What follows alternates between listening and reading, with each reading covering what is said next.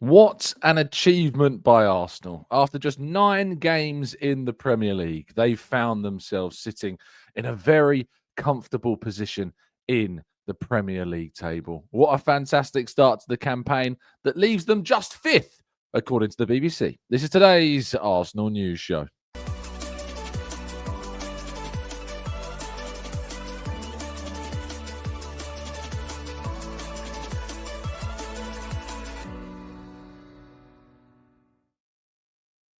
Hello and welcome to the Gooner Talk, back again with you guys and girls for another episode of what is indeed the Arsenal News Show, joining you every single morning at 8 a.m. UK time. Thank you so much as always for joining me and making it a part of your morning routines.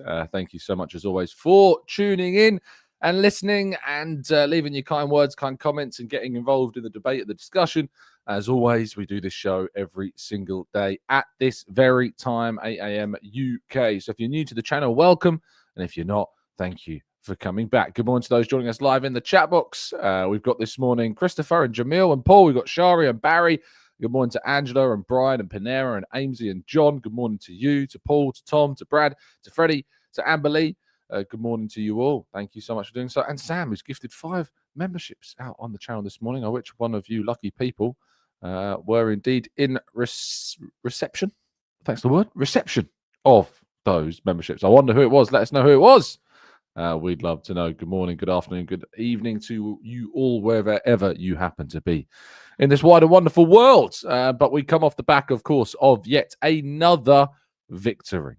It is so enjoyable to be an Arsenal fan right now. Much less so many others. Because it seems that Arsenal have just got under everyone's skin these days. It seems that there's just new rules being made for Arsenal these days and for other clubs and about how we measure team success or even where they sit in the table. We're going to get to all of that. We're going to get through today's game and discuss plenty more of that with you all. And of course, we'll be taking your questions as well in part 2. If you could join by if you want to join, you can actually join by clicking the join button, but if you want to subscribe, you can do that. And if you would be ever so kind to drop a like on the video, it would be greatly appreciated too. Right, let's jump to today's stories, shall we? Arsenal 1, Crystal Palace 0, 6 points clear of Manchester City, 7 points clear of Liverpool, 4 points clear at the top of the table. It has been a hell of a start to Arsenal's campaign. If you'd have said that Arsenal would be sitting where they sit right now after that defeat at Anfield, I don't know. How would we have felt about that? How would we have felt at that time if you would have been told what was only just over a month away at that point? You probably would have said you were mad. But what a fantastic run of games Arsenal have had, unbeaten since that defeat on Merseyside, only dropping points in 1 game across all other competitions as well in the draw at home to Manchester City. An absolutely brilliant day at the Emirates, one with magic, with narrative, with joy, and in the end, it all worked out. So yes, Arsenal's lineup on the day, I don't think surprised too many. We returned to the lineup that beat Fulham with the same scoreline away from home in the previous week. David Raya in goal, Timber, Saliba, Gabriel and Calafiori, the back 4, Zubimendi, Rice and Eze as our midfield 3, and Saka, Trossard and Gyökeres as the front 3 in the game. But Arsenal didn't start particularly well. It wasn't a great start to the game for either side, in fact, and Arsenal had to wait until the 33rd minute until they actually managed to get a shot off. It was a bit of a slow start. We found ourselves a little bit stuck, as Mikel Arteta described it after the game. And I have to agree with him. It did feel like we were a little bit stuck at the beginning of the game. We didn't really know how things were going to work. He says, I told the boys that I value more this victory than any other victory this season because we knew the difficulty of it. You come after playing every 3 days. You have a big opportunity as well with the things that happened during this weekend. And I knew, we play against a team that, in my opinion, has been one of the best recently in terms of organisation, how difficult they made it, how frustrated they can make you. And the moment that you lose the concentration, they will punish you for sure. And we have managed to be very stable playing the game that we have to play. In the first half, we were a bit stuck. We found a way to score. And in the second one, we attacked better and we were more fluent. But with 1-0, we knew that we had to suffer because it's a team that has to score goals and to any opponent this season. So to keep the clean sheet is very, very, very, very important. I did the varies on that quote. But yeah, certainly it was a brilliant kind of defensive controlled display. We really did lock in the second half in particular. There were a couple of opportunities for Palace. We saw Mateta causing a few problems, as he always tends to do. Ismail Assar as well, getting in behind Yeremy Pino, was lively. But it was Yeremy Pino, of course, who eventually would give away a set piece. Ignore the the caption. The caption's wrong on that slide. But we know what happens these days. Give away a set piece at your peril, because if you are going to give away a set piece, you know there is potential that it is going to lead to something more beyond just a cross being put into the box. You may find yourself in an area where you're going to concede, because that's just how good Arsenal are at set pieces. And this time Declan Rice once again swinging the ball into the box. It didn't look like it. Looked at first like Gabriel got a touch on it. Apparently, Gabriel didn't get a touch on it. I think Ismail Assar might have been the man who ended up getting a touch on the ball. But the ball falls then to kind of around the penalty spot area. And who's there to smash the ball in from the edge of the box? Like similarly, he did, of course, from a corner in last season's game between these two sides on the opposition side. Edge of the box, corner comes in, ball drops, bang. And this time, different type of course, the ball dropping after it come off a Palace player, it seems. And then he's there to smash the ball into the back of the net, leaving Dean Henderson absolutely no chance whatsoever to get anywhere near it. And it gives Arsenal the lead, and it opens the game up. And it really does kind of give Arsenal the control and the foundation that they would need to go on to do more in this game. And Eze had a great game. Now, he was voted player of the match. Supporters seemingly put him as their number one. For me, though, my player of the match was this man. Gabriel had a stunning performance again. He was utterly and entirely fantastic. Gabriel, for me, deserves so many plaudits for this performance. I think I also put another player as an 8 as well. I'll have to go and check who it was. My mind is already blanking after yesterday's celebrations. But Gabriel, for me, was my number one because his defensive abilities were excellent in this game. The way in which Timber was the other one I put as an 8. I thought Timber was also absolutely fantastic. His defensive ability was great.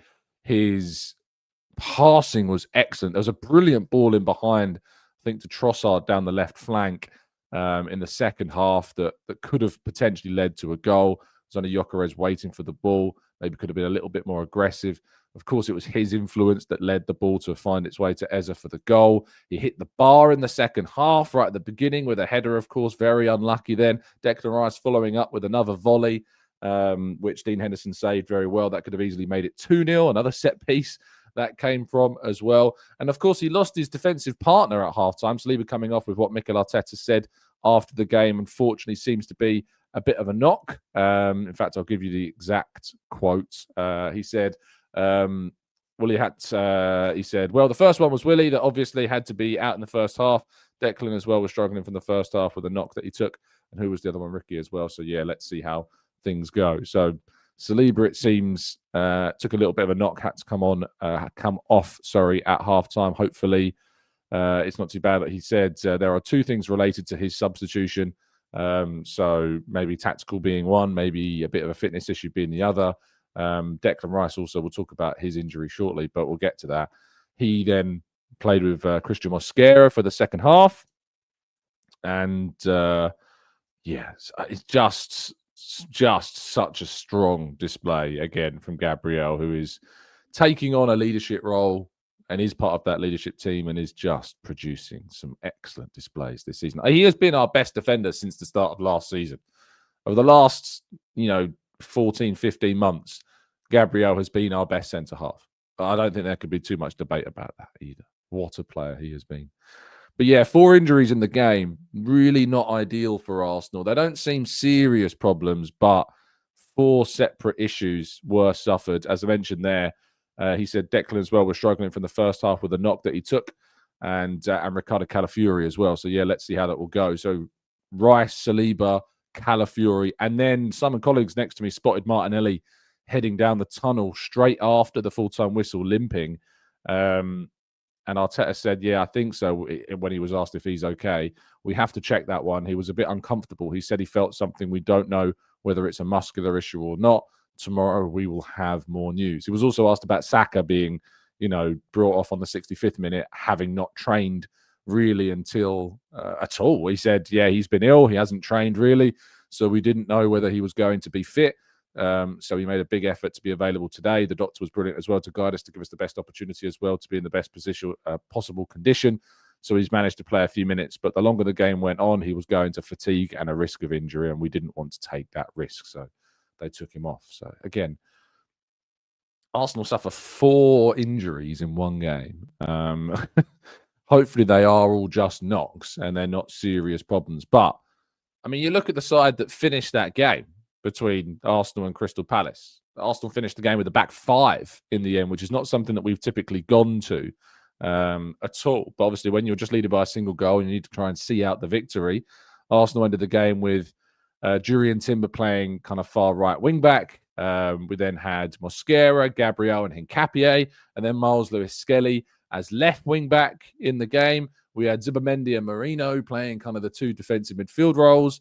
And then Gyökeres, Trossard, and Martinelli as kind of a 3. So it was like a 5-3-2 in how we set things up. So, or 5-2-3, sorry, in how we set things up towards the end of the game, and to help see things out. Without a doubt, Arsenal it was a really important victory. Palace have already beaten Liverpool this season. They're a good team. Yes, they had less days recovery than us, but I didn't think that showed in the game at all. And Arsenal came through despite all of the issues that they've had with this, and secured what they need to secure. Elsewhere, Manchester City lost. Aston Villa, Matty Cash with the goal on the day to give Arsenal, after Liverpool's loss to Brentford, a perfect weekend. I asked Mikel Arteta after the game whether or not he and his players were aware of the scoreline at Villa Park during the game, and he says, no, I wasn't aware. I just found out at the end of the game. I think most of the players as well, they're not allowed their phones at halftime, so hopefully they didn't know about it, maybe through the staff. But yeah, I think I'm really positive we came forward, especially because we did what we had to do. And then it shows you the difficulty of the league and how complicated it is to win these games. So yeah, a little insight into the fact that players are not allowed their phones during the game, so they wouldn't have been aware unless someone from the staff, of course, perhaps made them aware. But there was a big cheer at full time when the Manchester City scoreline was read out. So where does that leave things? Well, of course, Manchester City are top of the table with 18 points. Liverpool are second on 18 points. Tottenham, actually, after the win, moved above both of those into first place with 19 points now. Bournemouth then sit in 5th. Arsenal, amazingly, despite their brilliant run so far this season, still just 6th in the table.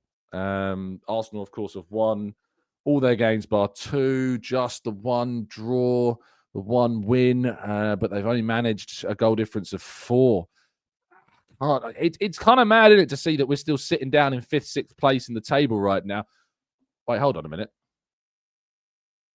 Oh, sorry, I'm looking at the BBC Sports. I forgot.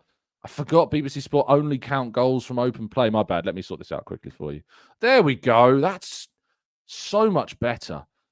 So, for a minute, I really panicked then.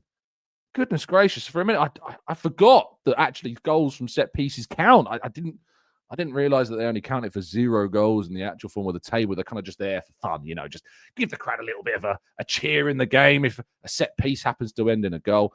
Let's look at the table if set piece goals count, because apparently that's a talking point. Arsenal top of the league, 9 games played, 22 points claimed so far this season. Bournemouth, brilliant season they're having, sitting in 2nd on 18 points. Spurs in 3rd on 17 points themselves. they've managed to find some form, but they've still only won 2 of their last 5 games, amazingly. Sunderland, what a season so far they have had. 17 points, sitting in 4th.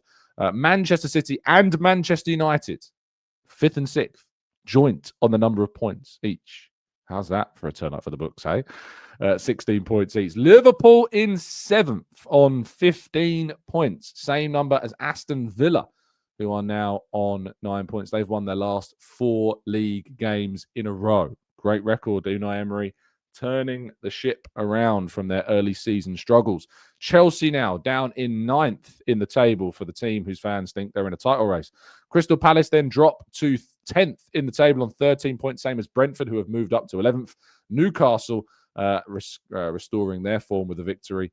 They are in 12th on 12 points, as are Brighton after their defeat to Manchester United. Everton in 14th place on 11 points, as are Leeds United on 15. Burnley with a huge win at Wolves. Wolves so unlucky after being 2-0 down, came back to 2-2, only to lose 3-2 in the final moments of the game. Burnley on 16 points. Wolves in final place in the table, 20th, just 2 points still yet to win in a single game. Fulham in trouble. Fulham down in 17th place. They've lost their last 4 games now on 8 points themselves. Nottingham Forest, they are on 5 points down in 18th. It seems that the change of manager, Sean Dyche, not yet having enough of an impact as they lost their game. And West Ham United, they also, under Nuno, very much in trouble as things stand and still very much need to find a way out. We're going to go to your questions and more in part 2 right after this.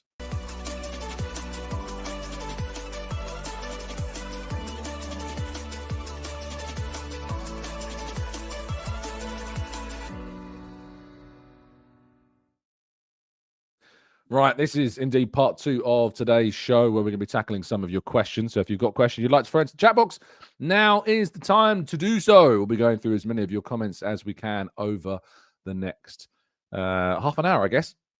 See how many questions we get through this morning. Claire says, Man United are in a title race. Crazy, isn't it? Well, if City are in the title race, I mean, Man United are above Liverpool at the moment, which is absolutely kind of mad. Absolutely kind of crazy.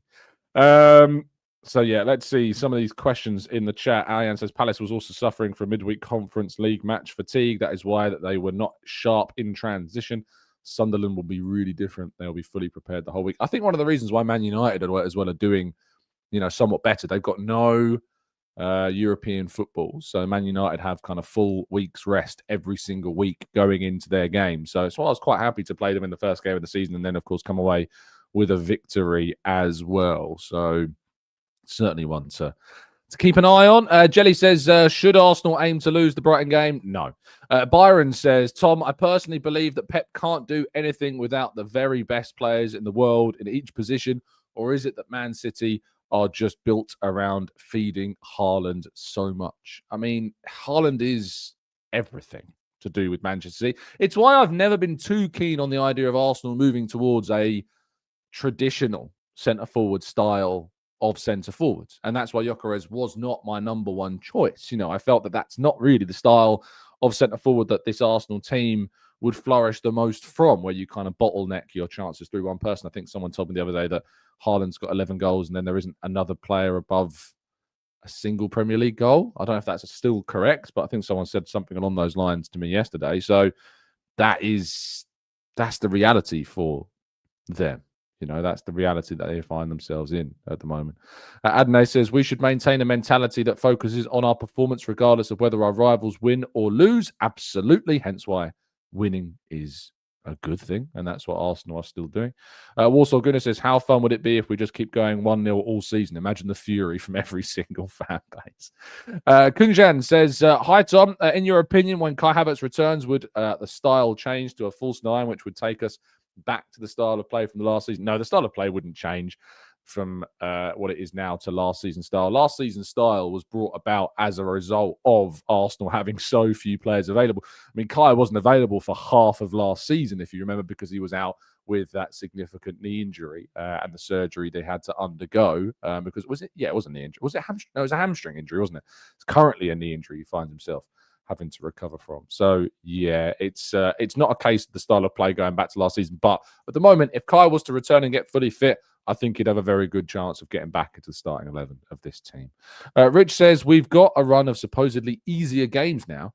Yeah, we say this, right? It's said on paper Arsenal have got a run of easier games. Now, if you actually have a look at Arsenal's run of fixtures in the Premier League, so let's just go to the Premier League quickly. Here we go. Burnley away. It's not an easy game. That's not an easy game going to Burnley away. Sunderland are currently what? Third in the table, fourth maybe, just behind Spurs. We have to go away to them. Then we have to play Spurs, who again are in the top 3 right now. Then Chelsea. Then we go and we host Brentford. Then we play a very informed Villa side before then finally facing the likes of Wolves, Everton, Brighton.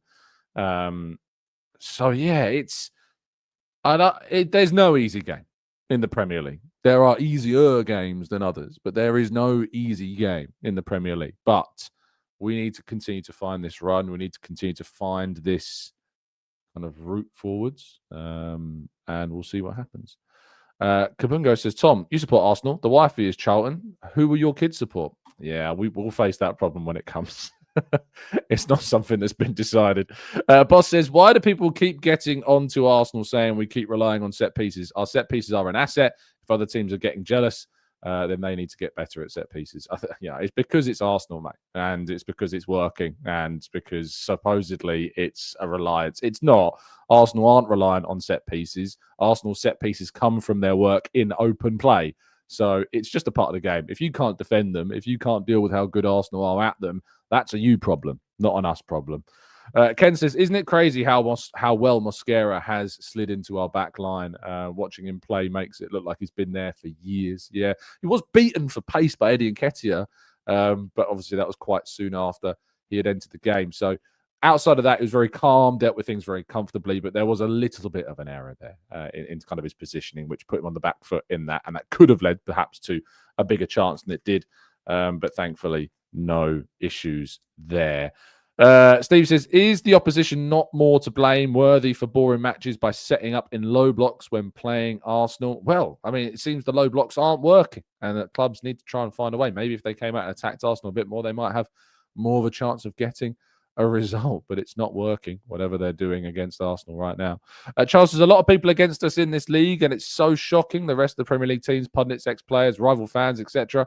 I had to remind my friend that it's just 9 games, and we're taking it game by game. Ernest says, how is Carlos Cuesta doing at Parma? Good question. Don't know. They are currently 15th, so they're outside of the relegation zone. There's 2 teams below them before them, but I mean, they've got 1 win in the last 5. I don't really know how well Parma did last season, to be honest. Let me have a quick look. They finished 16th, so they're 1 place higher at the moment than they were in the previous season. So I guess slightly better, but it's still very, very early days in the campaign.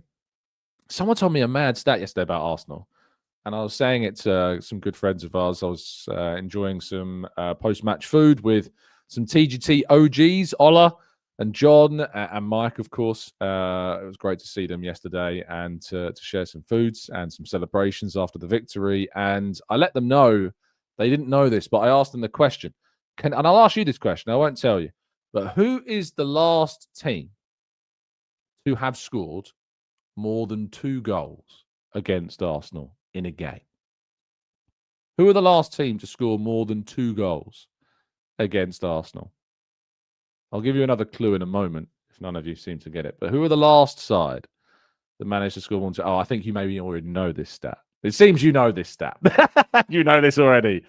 But it's been amazingly 100 games since Arsenal conceded more than 2 goals, which was against Luton in 2023. It seems that stat's been doing the rounds. Good. I'm glad it has been doing the rounds because it's quite impressive. 100 games. 100 games since Arsenal conceded more than 2 goals in a game. That's nuts. That is absolutely crazy. Utterly and entirely out of this world that Arsenal have not conceded more than 2 goals in 100 games. My goodness gracious me. Frank Kotick says they're scared to play out against us because we're likely to rip them apart if they do. But if the other teams are too scared to play out against us because we're too likely to rip them apart, surely people will be saying that, no? If we're so bad at open play, why are they all sitting in low blocks? If Arsenal are such a bad team, if the millions of pounds that are invested by Premier League clubs into analysing opposition sides, if the millions of pounds have been spent on this, why aren't they attacking us? If Arsenal are so bad from open play and it's something that we need to be concerned about, why are the analysts of all the other Premier League teams, including Manchester City, playing really defensive against us?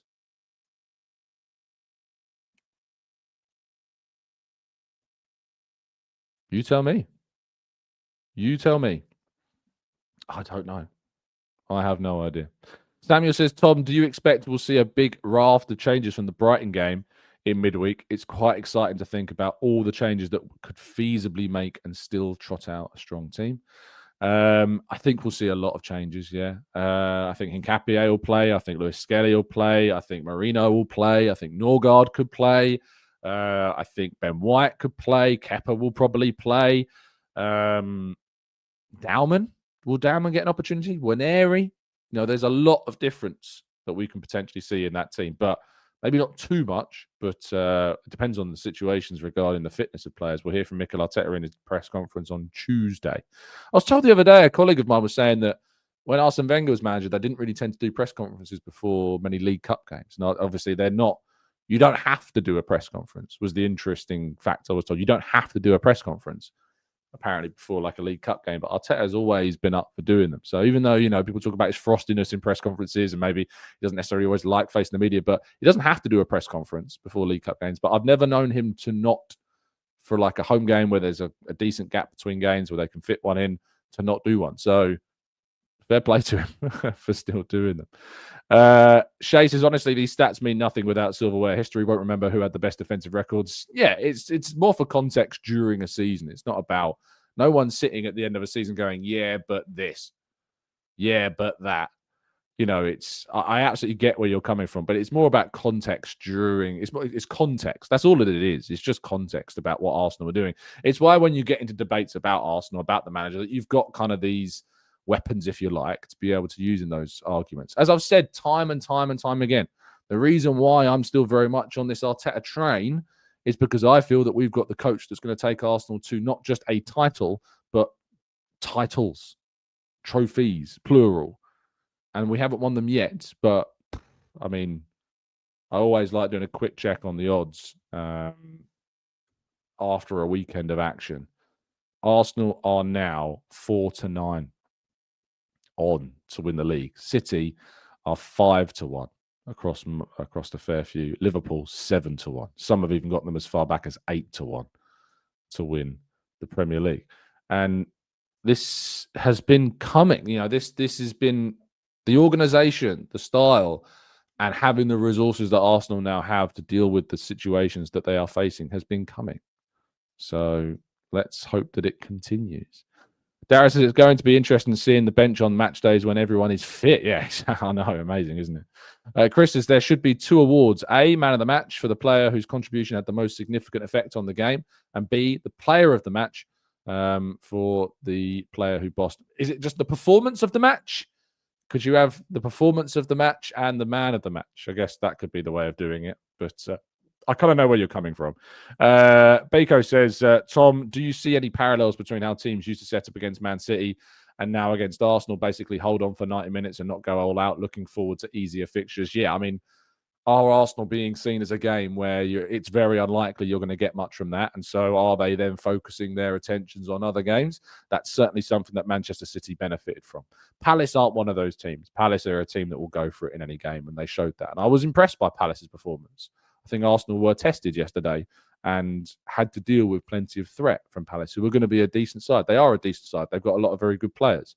Mateta and Wharton, Munoz, these are good players. And Nketiah came on and I think impressed in his little cameo. So they've got good players. And it shouldn't be taken for granted what they can provide to you.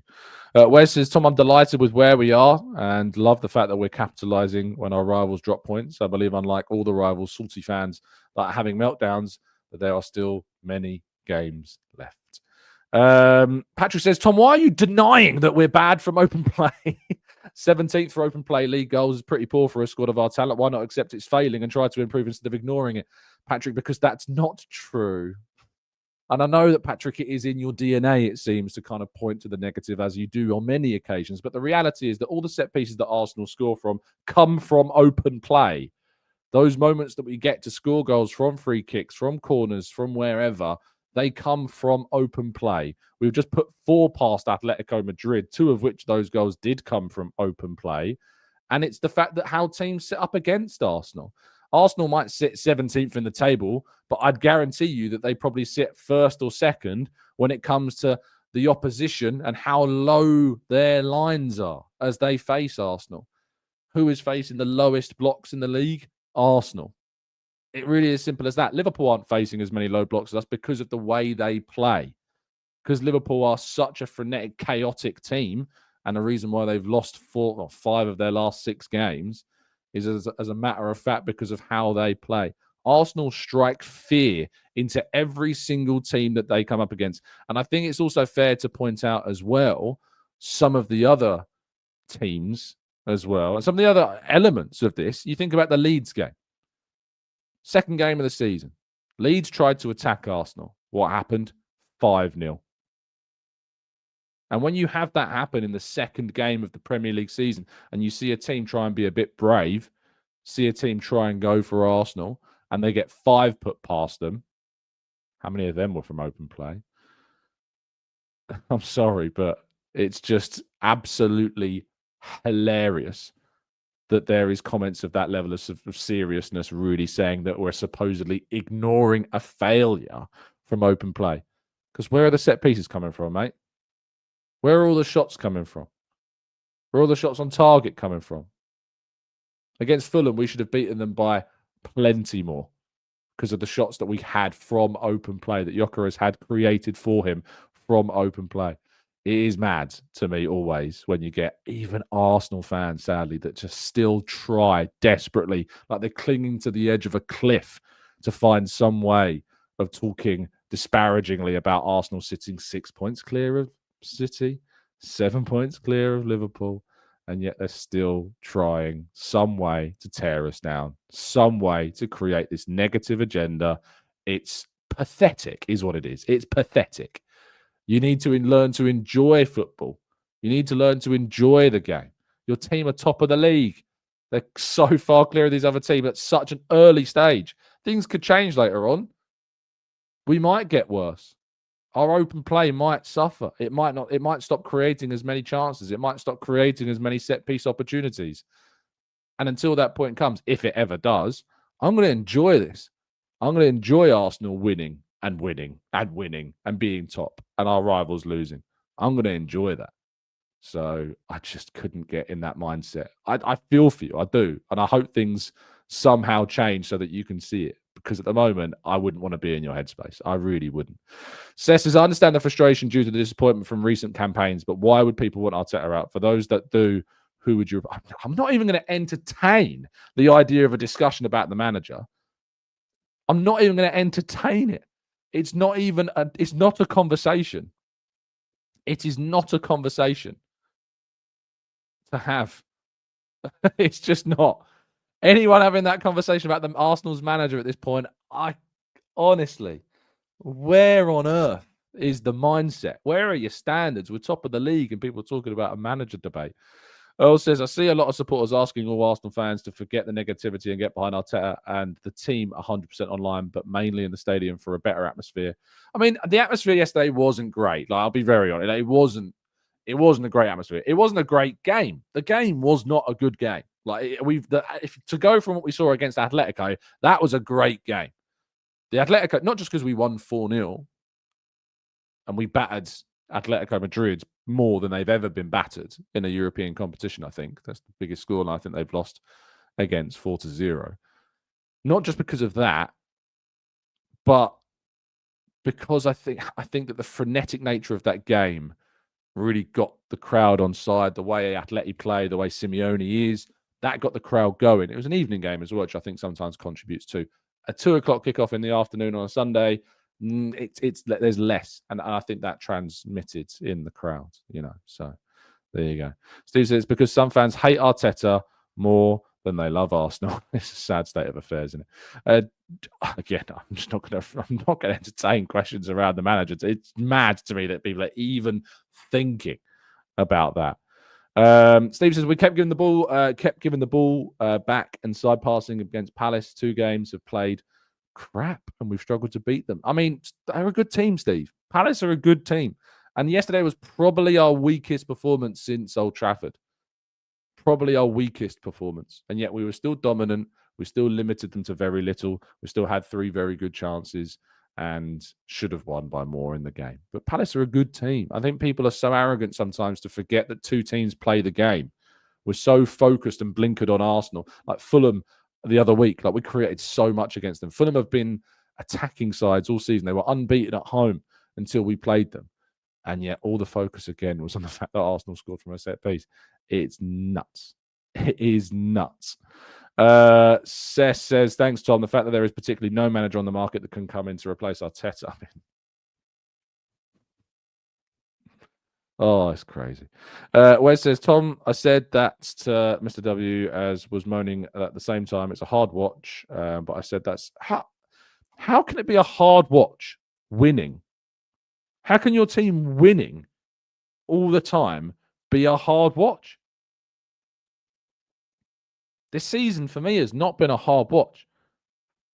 It's been so satisfying watch Arsenal win and win and win and make their critics look so silly and it's so satisfying scoring set pieces when everyone is moaning about we're scoring set pieces.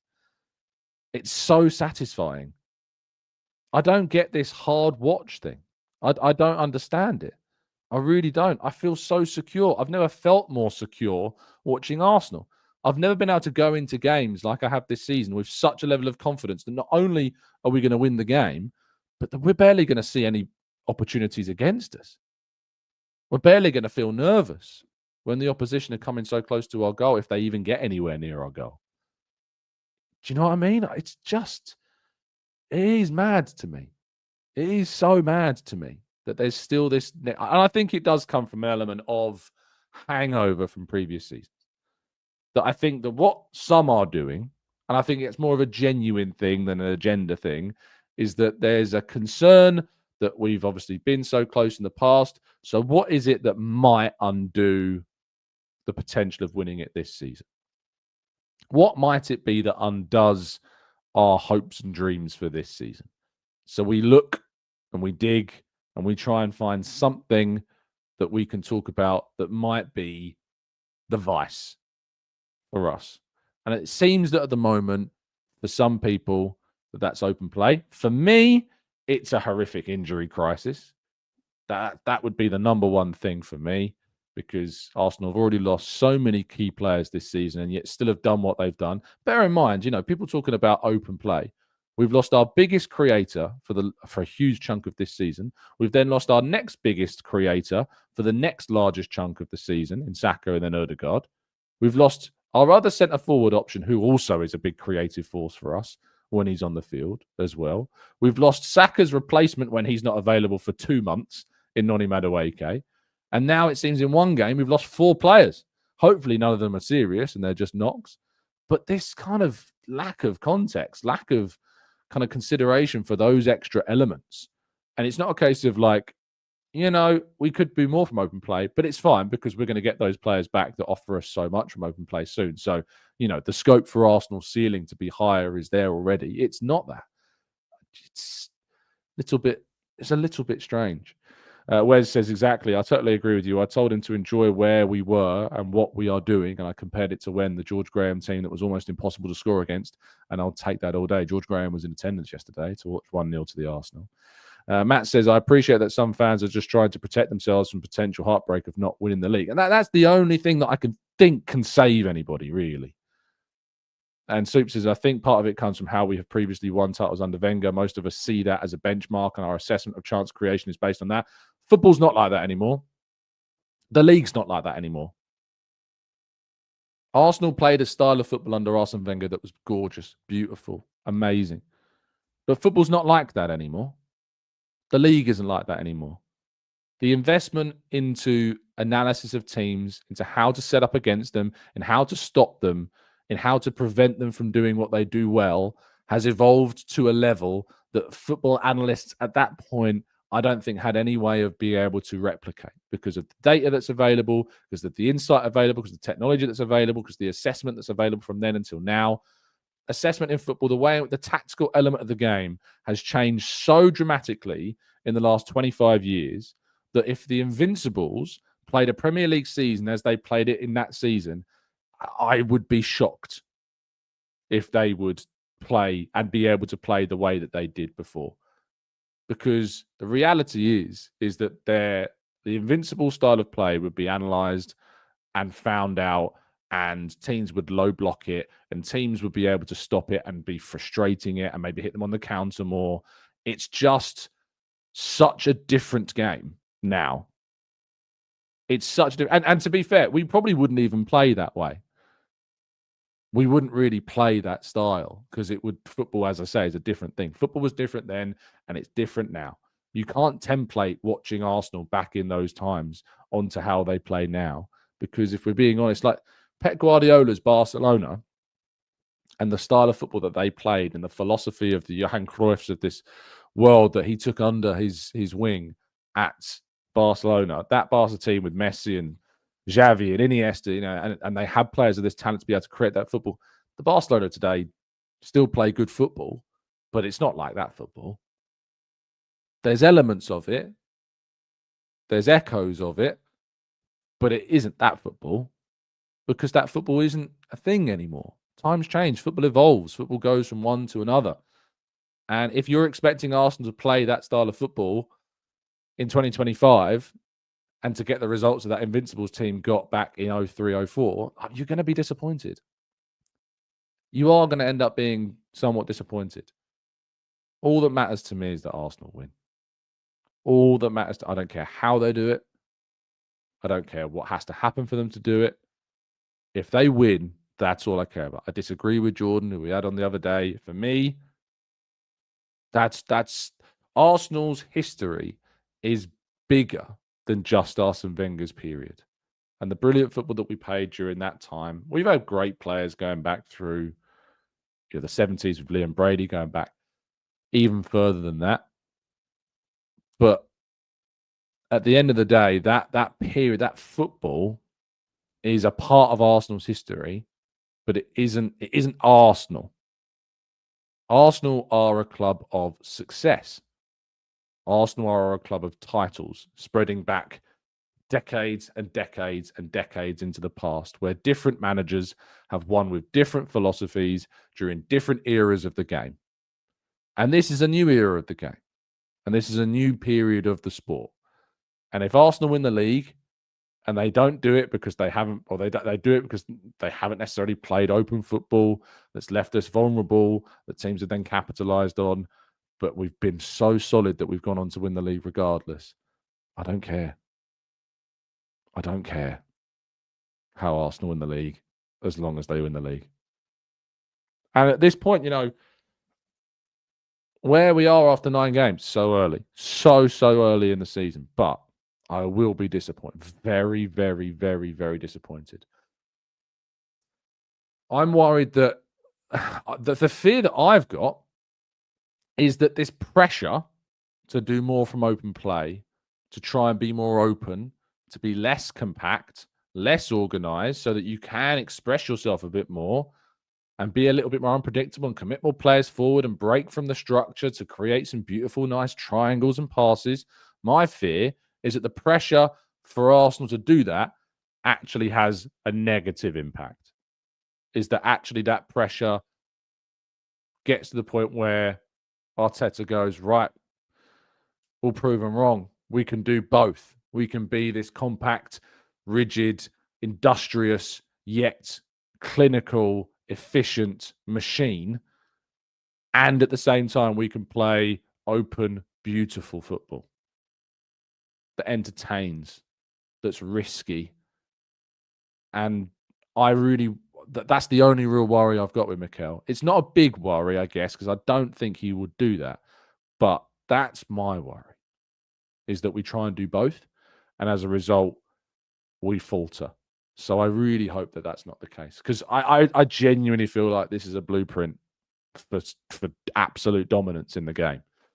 I feel like he's kind of found this blueprint to just nullify an opposition and to dominate the opposition. Arthur says, but we did both against Newcastle. In what sense, Arthur? In what sense did we do both?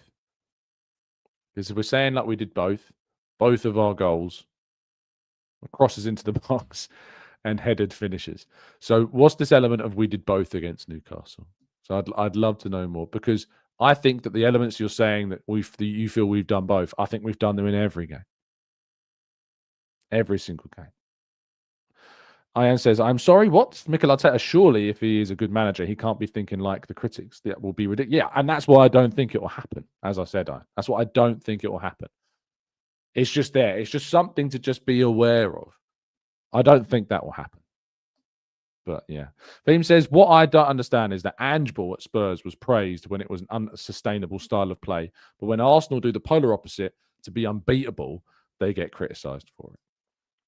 It's because people don't like that.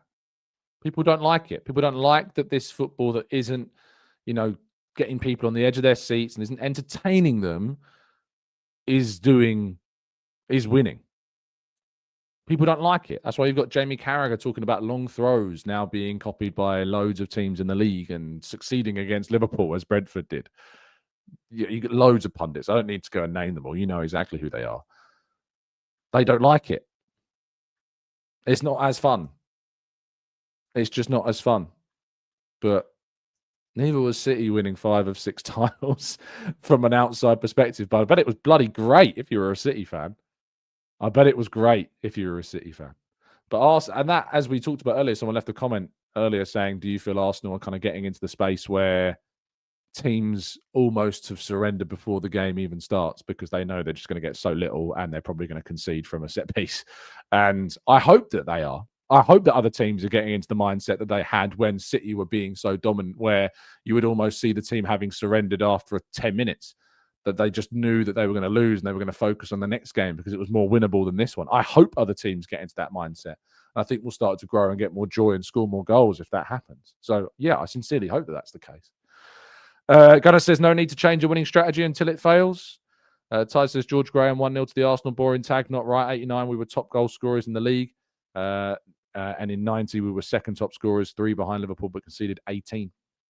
It's worth pointing out that just 2 seasons ago, before we had our utter injury crisis campaign last season, Arsenal won more games than the Invincibles. They scored more goals than the Invincibles. So, again, I don't quite understand this whole conversation around goals and style of play and dominance and how much we're scoring. So how many teams have scored more than Arsenal in the league this season? How many teams have scored more goals than Arsenal? And by how many? Because I'm looking at the table now, and Arsenal have scored the second highest number of goals in the league this season. The second highest number of goals. We have 16 goals scored this season. Tottenham have 17. City have 17. Chelsea have 17. Arsenal have 16. The difference is we've conceded 3. City have conceded 7. Spurs have conceded 7. And Chelsea have conceded 11. That's why they sit 9th in the table. So all this talk about, we're not doing enough, we're not scoring as much as we should be. Well, we've scored more goals than... We've scored the same number of goals as Liverpool, who people supposedly prefer watching and find so much more entertaining. I mean, if you want to lose 4 games in a row, feel free. I won't lose any sleep over that. I really find it a little strange that it's like we're talking about how many goals Arsenal are scoring. And I'm pretty sure when Liverpool and City won the league, I think someone was telling me that their record of goals from set pieces was then the highest in the league as well. or the team that won the league tended to be the one that also scored the most from set pieces, or at least were very high up there. So it's very strange that it's now Arsenal, and yet these conversations are so different to when it was then, isn't it? Why is the conversation changing so much just because it's Arsenal? That's always the question that I have to ask. Byron says, Alex Ferguson said it himself. Goals win you games, defenses win you titles. Arteta was asked that question, actually, in the press conference on Friday. Let me see if I can find you the exact quotes from it. I should be able to find it because I think I was sent the whole transcript. And goals win titles. So Alex Ferguson said that attackers win you games, but defenses win you titles. Is that along your thinking and the mindset that the attacking is great, but really underpinned by the defense? And he says, when you look at his titles and who talks about this topic and in the manner and the reason why, you have to really put that as a big message in your office, because you know that gives you one of the biggest platforms to win titles. And it's something that he did consistently. So he's right. And he is so right. If the evidence is, as Sir Alex Ferguson said, that defenses win you titles, goals win you games, and to that effect, why wouldn't you have that as the foundation of your philosophy to win titles by listening to the manager that's won so many? Why wouldn't that stand as such a key figure? And even then, you look at Pep Guardiola and how he constructed that dominant Manchester City squad with some fantastic defenders. Not only that, but winning titles with centre-halves playing right back and left back.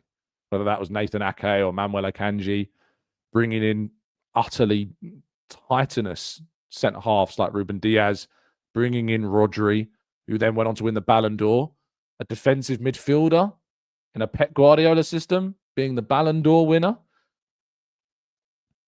It speaks for itself. That's just the way that football has changed. So why is it just when Arsenal evolve and change and grow and improve and reach this level that they now are the ones being scrutinized for it, or others have been celebrated for it? It does really, genuinely, I was going to say surprise me, but no, it probably doesn't.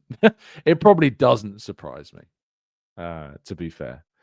Stargaze says, I feel like playing high-paced football will burn our players out faster. And in the end, like it happened 2 seasons ago, well, we were so dominant in those games, and we scored goals and we could blow teams away, but it didn't end in a title. It didn't end in a trophy. You ask yourselves what you would prefer. Would you prefer that we played entertaining attacking football and finished second every year? Or would you prefer that we were industrious? We still played plenty of good football from open play, as we still have, and have scored plenty of goals from open play this season from some really good moments, and win. I know what I'm choosing. I know what I'm choosing. It really is as simple as that. But I do find the social dynamic, the online dynamic, the discourse dynamic very interesting. It is very, very interesting how the conversation has changed this season because of what Arsenal are doing and how they're doing it. It is very, very interesting to me. Very interesting indeed. Vishal says, we are not obligated to entertain any other fan base. I quite like that. And he says, how important are our next 2 games as City face Liverpool, Bournemouth and Newcastle afterwards? Liverpool have got Villa, City, and considering our next fixtures following international, it's very important. And maybe that's something that people haven't really talked about as well, is that we talk about how many goals from open play Arsenal have scored this season, but you also talk about how tough Arsenal's campaign has been to this point. Going to Anfield, going to Man United, going to Fulham, having hosted Manchester City, having played Crystal Palace, having played Newcastle away, having played West Ham at home. The last 4 games, Arsenal didn't win any of those fixtures last season. None of them. They've won every single one this season. Every single one. A net gain of 10 points on last season's tally because of the difference in how they're playing and also the difference in who is available for these games. So that as well, I think, also plays a part in how we've played, because we've had a really difficult start to the season, played a lot of the teams that took points off us in the previous campaign, as we are at the 25% stage of the season now, just short of the 25% stage of the season. You know, as we go into this kind of midweek and half through the next game, we'll reach that quarter point of the season in the Premier League. Now we play teams more so that we were already beating. You know, we were winning against those newly promoted teams away from home, like Ipswich last season and Leicester last season. We beat those teams. Now we've got Burnley and Sunderland as our next 2 league games. We've got fixtures again against other sides that we did beat before. We beat Spurs. We beat Chelsea. Did we beat Chelsea? I think we beat Chelsea, didn't we? Or did we draw that game last season? You'll know better than me. Chelsea away last season. Did we win that game? I feel like we did. Brentford at home. Oh, we might have drawn against Brentford. I'll tell you what, I tried to really block our season out so badly because of just, even though, again, we finished second, and I still think of it as one of, ironically, Arteta's best achievements, that somehow we managed to do what we did last season with how little we had available to us. Brentford at home was 1-1. Chelsea away was, I feel like it was 1-1 as well. It was 1-1. So more games that we dropped points in, I guess you could say, Chelsea and Brentford. But those games against Spurs, Sunderland and Burnley, you know, you think if you replace Burnley with Leicester and Sunderland with, who was the other team, Ipswich, then you're looking to win those games. So it was 1-1 last season. We won at the Emirates, but we didn't win the game at Stamford Bridge. So that's a game where you'd hope, and that's a tough week, that, because you've got buy-in in between the games against Spurs and Chelsea as well. So that's another element to throw into the fold as well. Ty says, Tom, please watch the Everton disallowed goal yesterday and set up and runs for the corner. I hate to say it, but they are copying homework rights. Their players starting at the back posts. Yeah, why wouldn't they copy it? Arsenal are doing it very successfully, so they should be copying it. Anyway, we're going to end the show there. Thank you so much, as always, for tuning in. Really appreciate the time. I'm going to say this again. Try and enjoy the fact that Arsenal are top of the league. Try and enjoy it. Try and be happy about it. Try and be happy about it. Enjoy the fact that Arsenal are winning games. Enjoy the fact that we sit top and clear by as many points as we're clear. Because it's rare that your team can be in that position. It's a privilege that you support a team that can be in that position already 9 games in. Try and enjoy it. Try and embrace winning instead of the doom and gloom. It really does baffle me how miserable some people still want to be, how many people still want to moan, how many people still want to criticize, how many people still want to worry. Just enjoy it. Enjoy it. Smile. Be happy. Stay safe. Stay well. Stay happy and respectful. And as always, up the Arsenal.